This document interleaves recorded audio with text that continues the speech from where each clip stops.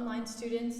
My name is Beth Theobald, and I am the reference librarian here at Penn State Beaver. Today I'm going to walk you through the library's website and how to find articles and books for your criminal justice paper. We're going to take this step by step. First, we're going to use Penn State's Lion Search to look for articles, books, and government documents and learn how to easily cite them. Second, we're going to go to the Law Research Guide and show you what databases you have to look through for more law reviews and cases. Third, we're going to look at one particular database, Hein Online. It'll be a bit tricky to get started, but there's a lot of really great information there. Finally, we are going to look at the citation guide and show you how to cite using citation generators as well as get more help. If you have any questions about your research, please feel free to email me at elt10@psu.edu. Also, your librarians at your campuses can help you too. Aaron Burns and Matt Sizik are at Shenango, and Jennifer Gilly and Amy Rustick are at New Kensington. All of them know about this assignment and can help you if you get stuck. Okay, let's get started. First, go to the main library's homepage, libraries.psu.edu. This is where you're going to start your research for all of your classes that you take here at Penn State.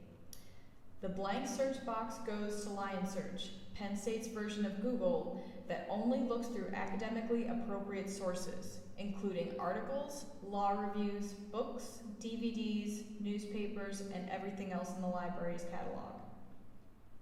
We're going to look for inmate access to medical care first. Type this into the search box and then click the search button.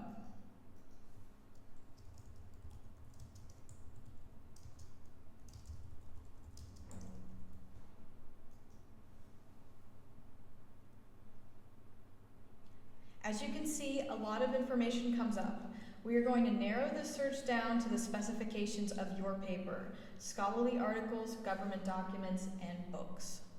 So on the left-hand side, under content type, just click those three boxes. It only lets you do them one at a time, unfortunately. And this means that we're excluding a lot of information we don't need from sources such as newspapers, book reviews, and other sources that come up through Lion Search.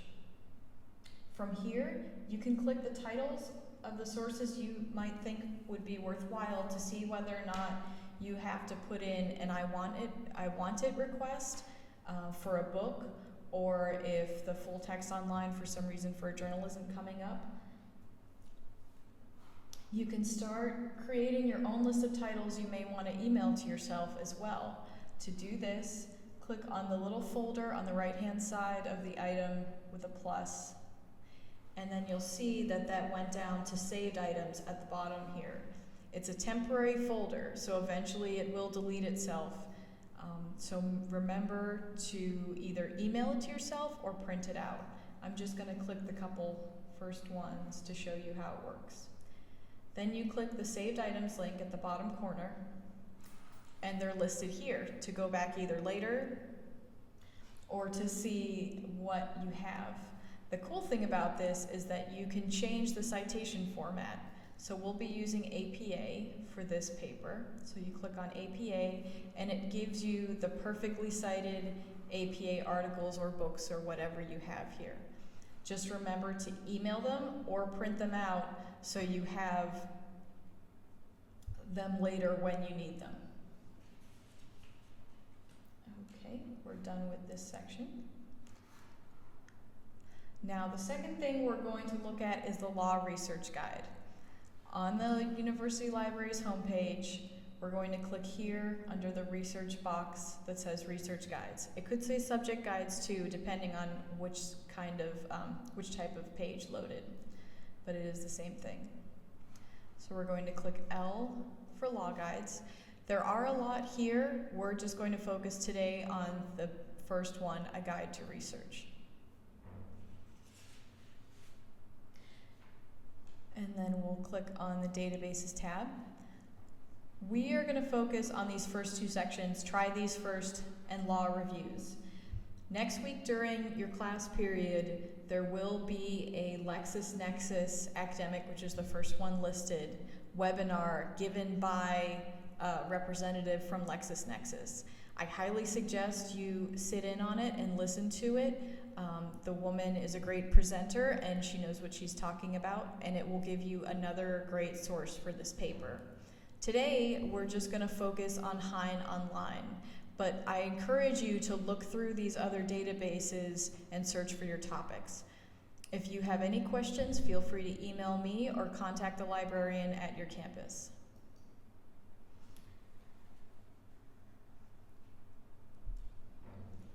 Okay, I know this looks tricky, but the only thing we're going to focus on today is this first link, the Law Journal Library. So click on that. And then this database uses something called Boolean operators. It's a bit much to go into in this short video, but the one we're going to be using today is the Boolean operator, the word AND, A-N-D, in capital letters. It's a secret code that looks for, that combines multiple words together. Instead of looking for the words conjugal visits like you would in Google, if you put in all capital letters and between the word conjugal and visits, it will look for those two words together in an article instead of separately. So what we'll do is start that, conjugal, and then and in capital letters, visits. And you can use this for whatever topic you're doing. So if you have access to medical care, you would put that and in between access, medical care, access and medical and care, and that way it will look for all those things together. So we'll hit search, and as you can see, a lot of great information comes up. These are all articles that you can click through and look at their abstract and see if it's something that would be useful for your paper. On the left-hand side, you can narrow your search just like we did in Lion Search, but you can change the date, what kind of top paper comes up. So if it's articles, notes, comments, we'll be just looking at articles today. And you can also make sure that it's United States only, or if you're just looking for Pennsylvania or a specific state, you would click this to narrow it down. But today we're only going to do articles. So I'm going to click here. So it brought it down from 1,500 results to 700. You don't have to look through all of them. Hopefully the first couple will be relevant to you, and like I said, you can always change the date so you're only looking at a more recent article. So we'll click on this first one.